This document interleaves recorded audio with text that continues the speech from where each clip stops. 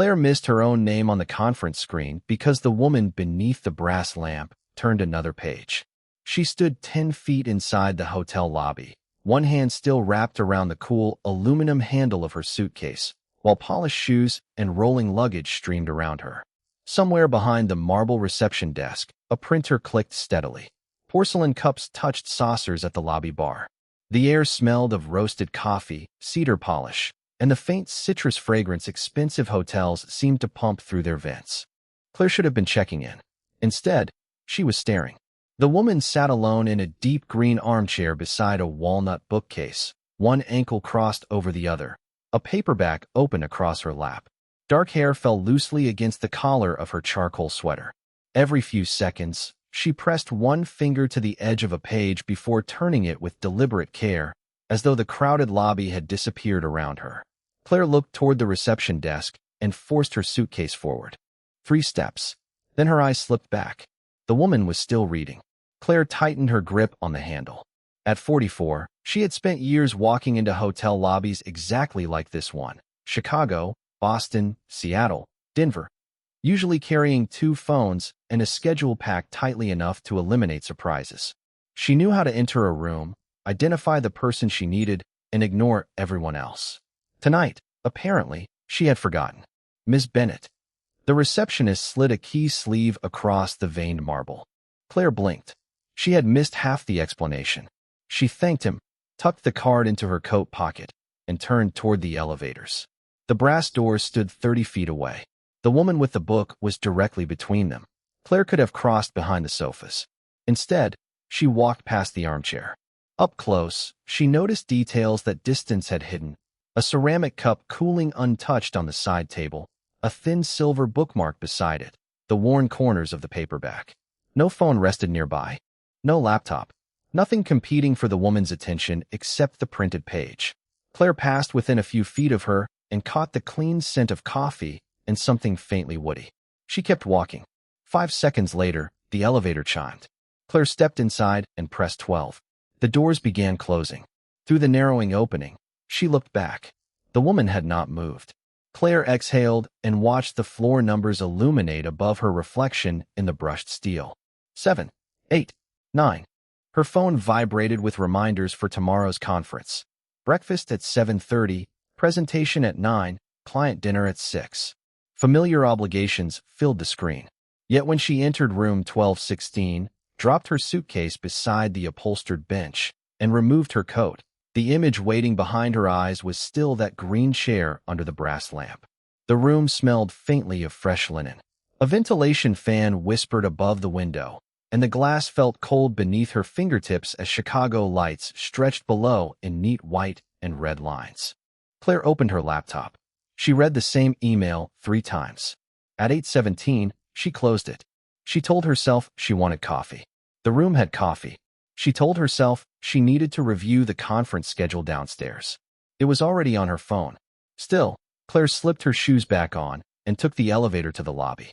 The doors opened onto amber light and the low murmur of evening conversations. Her gaze went immediately to the green chair. Empty. Claire stopped. The abandoned side table had already been cleared, leaving only a pale circle where the cup had rested. She almost laughed at herself. Then a page turned somewhere behind her. Claire slowly looked toward the fireplace. The woman had moved to a quieter chair near the bookshelves. Same paperback. Same absorbed stillness. This time, before Claire could pretend she was looking elsewhere, the woman lifted her eyes from the page. Their gazes met across the lobby. Claire's hand froze around her room key. The woman studied her for one quiet second, then another, and smiled. Claire forgot to breathe until the elevator doors slid shut behind her, leaving no easy retreat from the woman's smile. The lobby seemed warmer than it had 10 minutes earlier, though cold air still slipped through the revolving doors whenever another guest entered from Michigan Avenue. Firelight moved across the dark wood shelves. Somewhere near the bar, ice rattled inside a cocktail shaker, followed by the soft hiss of an espresso machine. Claire loosened her grip on the plastic room key and started toward the coffee counter. It gave her somewhere legitimate to go, somewhere that wasn't directly toward the woman watching her. She ordered an Americano she didn't need and reached for the paper cup just as another hand moved toward it. The barista stopped them both. Sorry, that one's hers. Claire looked up. The reader stood beside her now, the paperback tucked beneath one arm. Up close, her eyes were darker than Claire had thought, warm brown beneath the pendant lights. Claire withdrew her hand too quickly and bumped the wooden stirrers. Half a dozen scattered across the stone counter. Smooth, the woman said. Claire laughed under her breath as she gathered them. Long day. The woman took her coffee but didn't leave. Maya, Claire. Their handshake lasted only a second, cool fingers against Claire's palm. Perfectly ordinary, and somehow enough to make Claire become intensely aware of the cup warming her other hand. Maya Laurent, Claire learned, was 32 and in Chicago for work. She offered no resume, no performance, only small pieces of herself as they stood beside the counter. She edited books, preferred paper to screens, and had escaped the noise of her room because hotel lobbies were better places to read. Claire glanced at the paperback. Maya noticed. Of course she noticed. She had apparently been noticing much more than Claire realized. You've been trying to identify it all evening. Claire looked at the cover, then at Maya. The book. Maya's mouth curved slightly. Was that what you were looking at? Heat climbed beneath Claire's collar. She lifted her coffee, buying herself a second behind the bitter smell of espresso. Across the lobby, a suitcase will clicked rhythmically over the seams in the marble floor. Claire could have invented an excuse. She had spent 20 years in communications. Words were usually the easiest tool in her hand. But Maya's expression made a polished answer feel ridiculous. Not entirely, Claire said. Maya lowered her eyes to the cup, hiding another smile. That tiny gesture changed something. Claire was no longer a woman secretly watching a stranger. The stranger knew. Worse, or perhaps better, she didn't seem to mind. A family crossed between them and the fireplace, coats brushing, children carrying paper shopping bags. When the space cleared, Maya had stepped toward the seating area. Claire assumed the moment was over. She hated how quickly disappointment arrived. Then Maya's silver bookmark slipped from inside the paperback and landed near the leg of a passing luggage cart. The cart rolled toward it. Claire moved without thinking. She stepped forward, caught the bookmark beneath the toe of her shoe, then bent and picked it up before the wheel could crush it. The metal was cool and surprisingly heavy, engraved with a narrow row of tiny stars. Maya came back. You saved it. Claire handed it over. Occupational reflex. Prevent the avoidable disaster. Communications? Claire nodded. Corporate. Maya slid the bookmark between the pages. That explains the conference badge you forgot to take off. Claire looked down. Her badge still hung from its navy lanyard. She pulled it over her head, laughing quietly at herself. Maya's gaze stayed on her, steady now, no book between them. The lobby clock moved past 8:30. Claire's untouched Americano cooled in her hand. Maya glanced toward the fireplace, where two green chairs had just opened beside a low table. She walked toward them, then stopped halfway and looked back. No coyness this time. No accidental meeting at a coffee counter. She pointed to the empty chair beside hers. If you're going to keep looking at me, Claire, you might as well do it from closer. Then Maya sat down, opened her book, and left the chair beside her waiting. Claire took the empty chair before she could invent a reason not to, setting her cold Americano on the low walnut table between them. The green upholstery was rough beneath her fingertips, warmed by the fireplace 6 feet away, while the lobby's marble floor held the chill carried in each time the revolving doors turned. Maya kept reading for exactly one page. Claire knew because she watched the silver bookmark move beneath Maya's thumb, watched her eyes travel steadily downward, watched a loose strand of dark hair fall across her cheek. Then Maya closed the paperback around one finger. Better. Claire glanced toward the fire. Marginally less embarrassing. Maya laughed, quiet enough to disappear beneath the piano music drifting from the bar. Claire finally looked at the book's cover. It was a literary novel she recognized, but had never finished. Its jacket softened at the corners from being carried. Maya asked what had stopped her. Claire could have blamed work. Instead, she admitted she had reached page 73 and realized she had been turning pages without absorbing them. Maya tapped the cover against her knee. That happens when your mind is somewhere else. The words landed more precisely than Claire expected. She reached for her coffee, found it nearly cold, and set it down again. For the next 20 minutes, the book became a safe bridge between them. Maya spoke about editing manuscripts and the strange intimacy of helping writers remove everything false from a page. Claire described corporate communications as almost the opposite, finding the cleanest possible language for complicated realities. Their voices stayed low. Around them, glasses chimed, suitcase wheels whispered over carpet, and burning cedar released a dry, smoky scent from the fireplace. Then Maya asked Claire what she would write if nobody were paying her to choose the words. Claire's fingers stopped against the paper cup. A server passed with a tray of sparkling water, leaving behind the sharp scent of lemon. Claire looked toward the tall windows, where her reflection floated over Chicago's lights.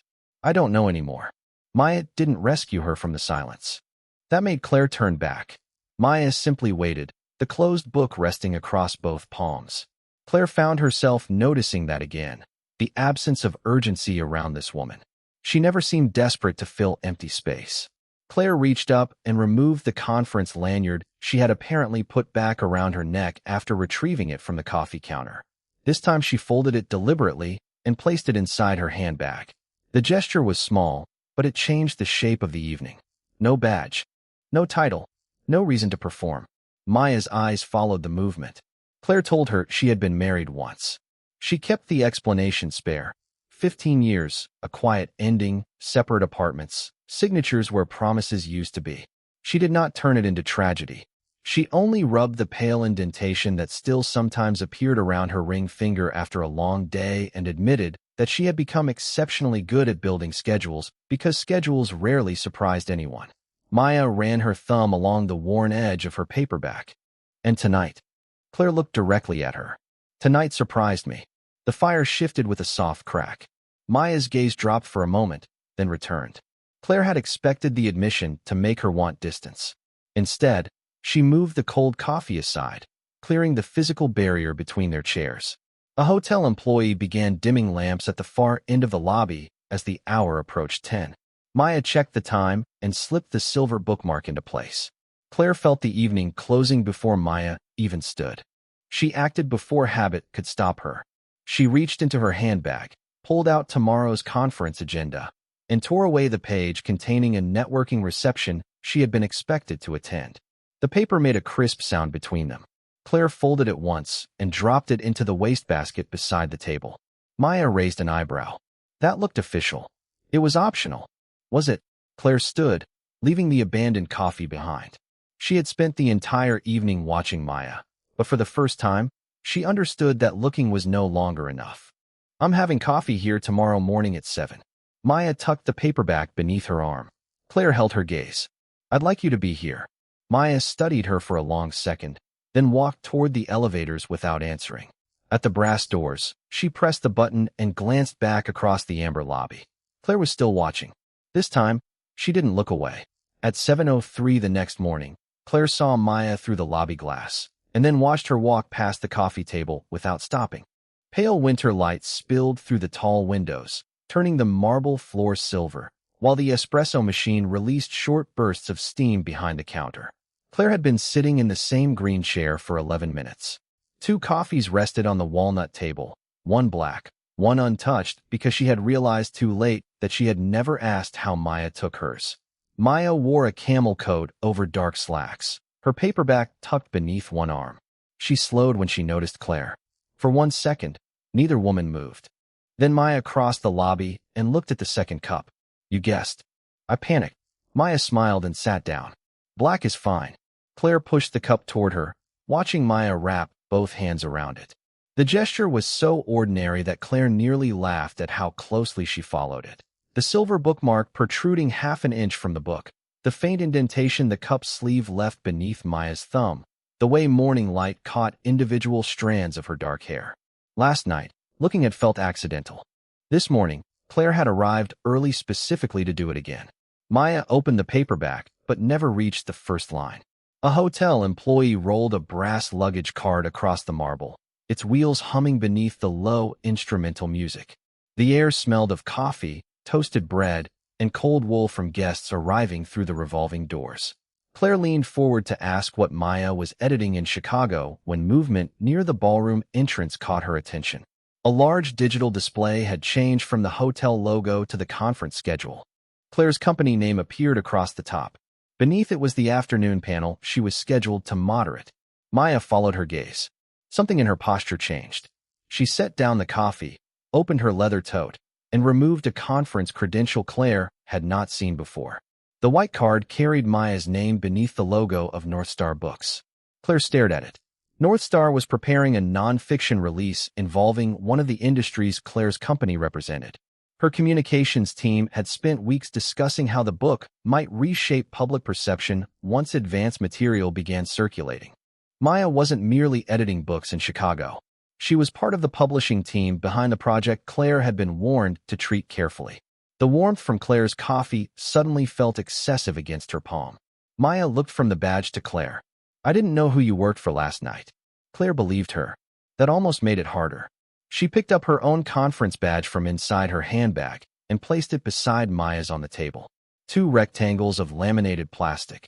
Two professional worlds suddenly occupying the narrow space where their coffees had been. Claire's phone vibrated. A calendar alert illuminated the screen. Media strategy briefing, 7:30 a.m. She silenced it. Maya's fingers closed around the edge of her paperback. Neither woman needed a long explanation. Claire's job depended on boundaries, especially around anyone connected to a sensitive publication. One photograph in a hotel lobby could become an awkward question. One careless conversation could become something worse. Yet Claire's eyes kept returning to Maya's face, searching the small movements she had already begun recognizing. Maya stood first. The chair released a soft scrape against the carpet. She slipped the book into her tote, and the absence of it from her hands made Claire realize how quickly she had come to associate Maya with that object. Claire stood too. She wanted to say something that would preserve last night, but every sentence sounded like the polished language she used when ending difficult meetings. Maya saved her from attempting one. "You should go to your briefing." She lifted her coffee and walked toward the elevators. Claire remained beside the two green chairs as the lobby filled around her. At 7:24, she finally entered the conference corridor, where fluorescent light replaced the fireplace glow and voices bounced sharply from temporary partition walls. She reached the briefing room, touched the handle, then stopped. Through the open lobby behind her, nearly 80 feet away, Maya was waiting for an elevator beneath a brass light, reading again. Claire watched until the elevator arrived. This time, she understood exactly what looking could cost. She turned away before Maya could catch her and entered the briefing room. For the first time since seeing her, Claire made a deliberate choice not to look back. By late afternoon, the hotel windows had turned white, and Claire's canceled flight notification glowed unanswered in her hand. Snow erased the buildings across Michigan Avenue until the glass reflected only the conference corridor behind her. Gray carpet, abandoned coffee cups, folding signs being carried away earlier than planned. The hotel speakers gave a soft chime before announcing that evening events were suspended. Claire slipped her phone into her coat pocket and headed toward the elevators. She had spent the entire day doing exactly what she had decided that morning, keeping her attention where it belonged. Meetings, panels, briefings, not Maya. Yet when the elevator opened onto the lobby, Claire looked toward the green chairs before she could stop herself. Both were empty. The brass lamp still cast its amber circle over the walnut table. Claire crossed the marble floor, slowing beside the chair where Maya had been reading the night before. Wind pressed against the tall windows with a low whistle. The fireplace gave off dry cedar heat, mixing with the smell of coffee and damp wool. Claire touched the chair back once, then pulled her hand away. The lights went out. Darkness swallowed the lobby for 2 seconds before emergency fixtures clicked on, washing the room in dim gold. A few guests murmured. Somewhere behind the bar, glass struck glass. Then Claire heard a familiar voice near the bookshelves. "You always come down here when the schedule falls apart?" Maya stood beside a battery lantern an employee had placed on a table. Her camel coat was gone, replaced by the charcoal sweater Claire remembered from the first night. The paperback rested in her hand. Claire's careful distance from the entire day collapsed in a single glance. Maya looked different in the emergency light, softer around the edges, but unmistakably herself. Claire walked toward her. Apparently, they moved to the fireplace, where the flames supplied more light than the ceiling fixtures. Maya sat in the same green chair. Claire chose the other. For several minutes, neither mentioned North Star, Claire's company, or the conference. Snow tapped against the windows like handfuls of dry rice. The leather spine of Maya's book creaked when she closed it. Claire watched her thumb settle over the silver bookmark. Maya finally asked why Claire had returned to the lobby the first night. Claire could have repeated the coffee excuse. Instead, she took her room key from her pocket and turned it between her fingers, its plastic edge clicking against her wedding ring finger. I wanted to see if you were still here. Maya became completely still. Claire looked toward the fire. I had coffee upstairs. I had work upstairs. I came down because you were here. The confession hung between them without decoration. Maya placed the book on the table. She told Claire she understood distance, especially professional distance, but she had noticed Claire avoiding the lobby all day. Claire rubbed her thumb across the room key until the corner whitened beneath the pressure. I thought not seeing you would make this simpler. Did it? Claire looked at her. The answer was already visible in the fact that she had crossed half the lobby the moment she heard Maya's voice. She shook her head. The emergency lights flickered. A generator caught somewhere below them with a mechanical hum, and several lamps returned, one after another, until Maya's face emerged clearly from the shadows.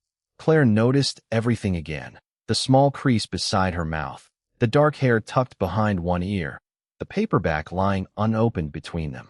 Only now the looking felt different. It had survived a boundary, a full day of deliberate avoidance, and the sudden knowledge that wanting another conversation could complicate things Claire had spent years keeping orderly. Maya reached for her book.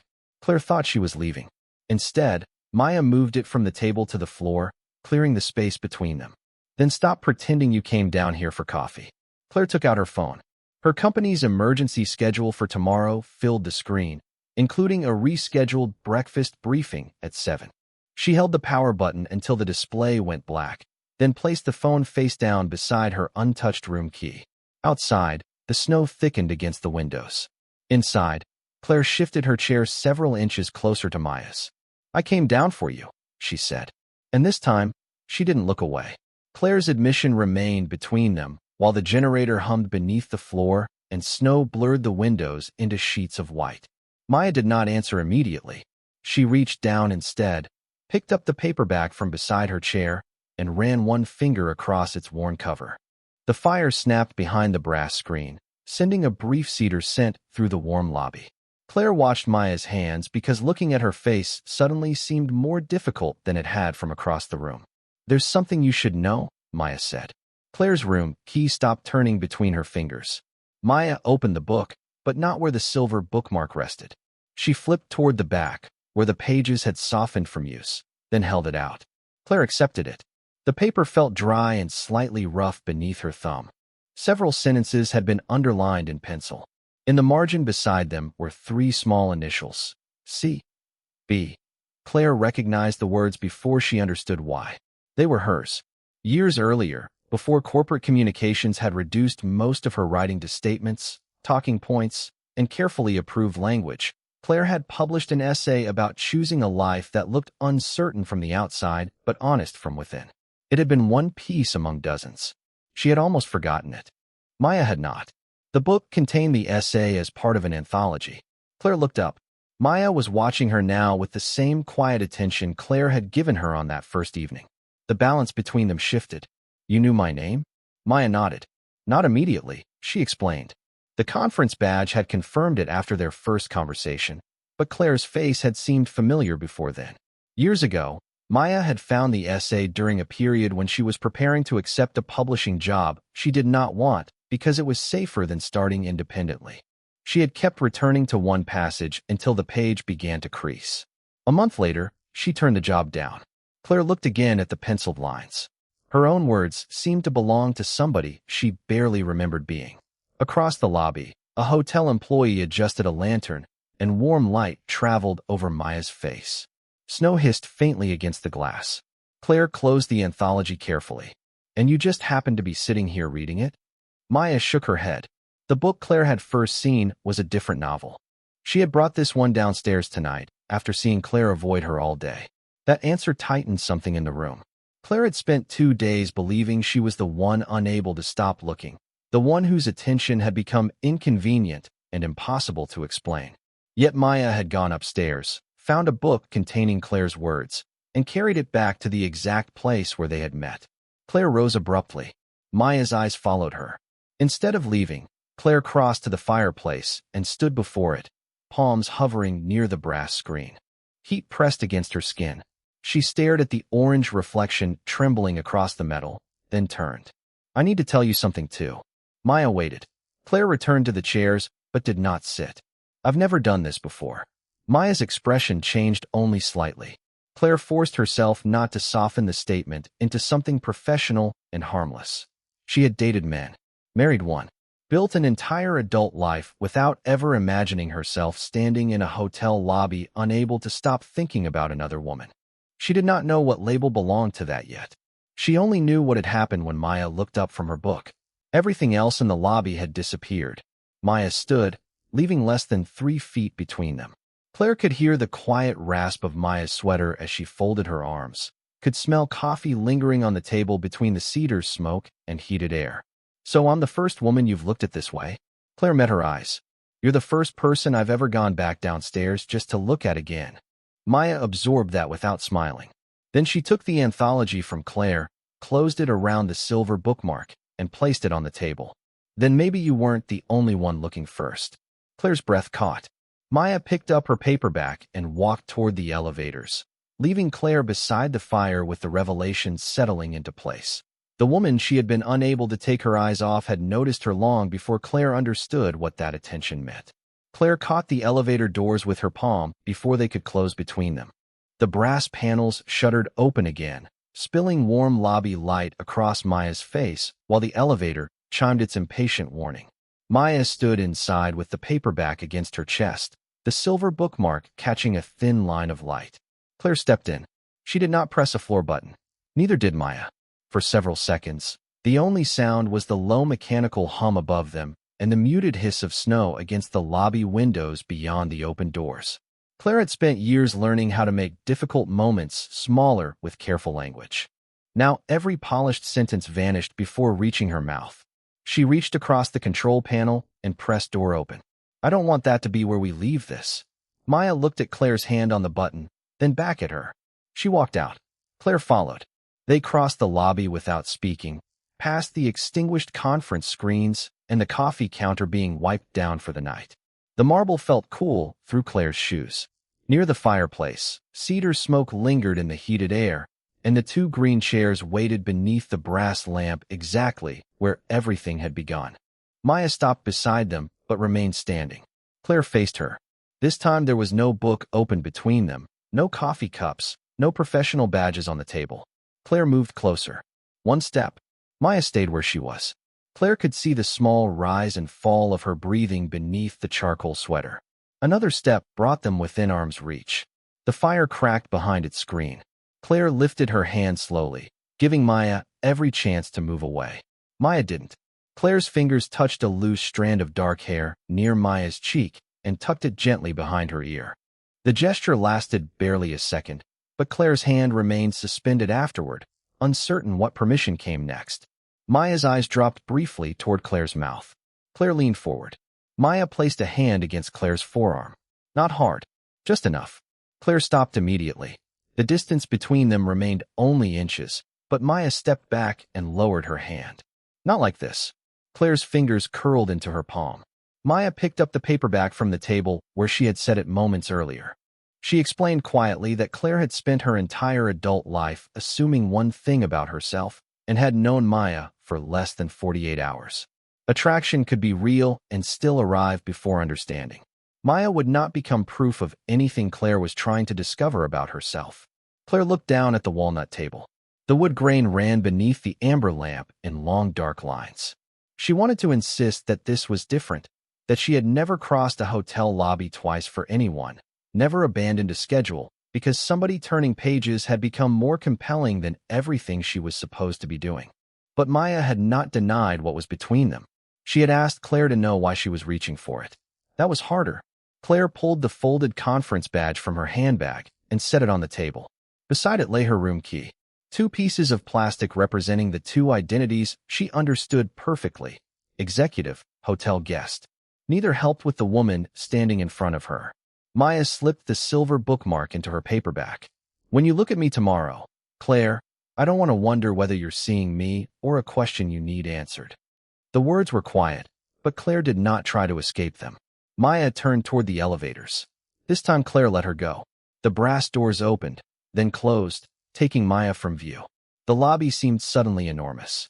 Staff stacked clean cups behind the bar. Porcelain clicked softly against porcelain. Claire remained beside the green chair where she had first watched Maya reading alone. Her phone lit with a notification on the table. Flights were expected to resume by late morning. The storm was ending. Their accidental time inside this hotel was ending with it. Claire picked up her phone and opened the airline app. Her original flight home was available again at 10:40 a.m. Her thumb hovered over confirm. Then she looked at Maya's empty chair. Claire canceled the flight. She booked the last departure the following evening instead, set the phone face down, and sat beneath the brass lamp. For the first time since seeing Maya, she wasn't waiting for another accidental encounter. She was giving herself one day to decide exactly what she would do when Maya walked into the lobby again. At 6:52 the next morning, Claire found the green chair empty and Maya's silver bookmark lying across the walnut table. Morning light poured through the lobby windows, sharp and colorless after the storm, flashing against snowbanks piled along Michigan Avenue. The fireplace had not yet been lit. Without its cedar warmth, the marble lobby smelled of fresh coffee, floor polish, and cold air slipping through the revolving doors. Claire stopped beside the chair. No paperback, no ceramic cup, no Maya. Only the narrow strip of silver engraved with tiny stars. Beneath it lay a folded piece of hotel stationery. Claire picked it up. The paper rasped beneath her fingers. For handwritten words waited inside. You were seeing me. Claire read them twice. Then she saw the smaller line beneath. I had to know that. Her gaze snapped toward the reception desk. A luggage cart rolled past, brass rails trembling softly over the marble seams. Claire crossed the lobby fast enough that her heels struck hard, clean beats against the floor. She asked whether Maya Laurent had checked out. The clerk glanced at his monitor and nodded. Minutes ago. Claire's hand tightened around the bookmark. Did she leave? The clerk gestured toward the front entrance. A car had just been called. Claire turned before he finished. Through the glass doors, beyond the revolving entrance, a black sedan waited at the curb with its hazard lights blinking against the white street. A woman in a camel coat stood beside it while the driver lifted a suitcase into the trunk. Claire ran. Cold hit her the instant she pushed through the doors. It cut through her coat and filled her lungs, carrying the metallic smell of snow and the exhaust of idling cars. Meltwater darkened the sidewalk beneath her shoes. Maya had one hand on the rear door when Claire called her name. She turned. For several seconds, the city moved around them while neither woman did. A bus hissed at the corner. Tires crushed gray slush along the avenue. Maya's dark hair shifted in the wind, and Claire saw the question in her face before either of them spoke. Claire held up the bookmark. Maya looked at it, then at Claire. You forgot this. Maya's eyes stayed on Claire's. No, I didn't. Claire looked down at the tiny engraved stars. Of course. Maya had left the one object Claire would recognize immediately, on the exact table where she had first been unable to stop watching her. Claire stepped closer. She did not reach for Maya this time. She did not try to turn urgency into permission. Instead, she opened her phone and showed Maya the canceled 10:40 flight from the night before, then the later reservation she had booked. I stayed. Maya glanced at the screen. Claire put the phone away. Not because I needed another night to figure out whether I can be attracted to a woman. The wind caught the edge of Maya's coat. Claire continued before caution could rewrite the sentence. She had spent hours upstairs without a conference agenda, without a professional argument, without asking what category this belonged in. Every time she stripped away the questions, one fact remained. She wanted Maya in the next day of her life. And the day after that, not as an experiment, not as evidence, as Maya. The driver closed the trunk with a muted thud. Maya looked toward the sedan, then back toward the hotel. Claire, my train leaves in 40 minutes. The deadline landed cleanly between them. Claire nodded. She had no speech left to hide inside. She opened her hand and offered the silver bookmark. Maya took it, her fingers brushing Claire's palm for an instant. Then Maya reached for the car door. Claire's stomach tightened. But instead of getting inside, Maya closed it again. She said something quietly to the driver, who removed her suitcase from the trunk. Claire watched the suitcase touch the wet sidewalk. Maya pulled up the handle. 30 minutes, she said. Then I leave. She turned toward the hotel. Claire followed her through the revolving doors, back into the amber lobby where the fireplace had just been lit. Maya walked directly to the green chair beneath the brass lamp, removed the paperback from her tote, and sat exactly where Claire had first seen her. Then she opened the book. Claire remained standing across the lobby.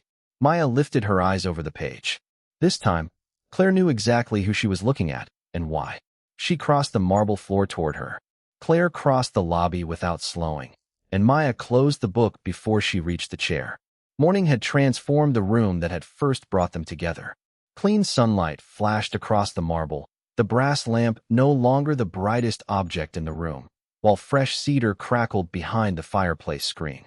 The air carried coffee, warm pastry, and the cold mineral scent of melting snow whenever the revolving doors opened. Claire stopped beside the empty chair. She did not sit. Maya placed the paperback on the walnut table, the silver bookmark resting between its pages. Her phone lay beside it with the time visible. 27 minutes before she had to leave. Claire glanced at the clock only once. I know what I want to say. Maya waited.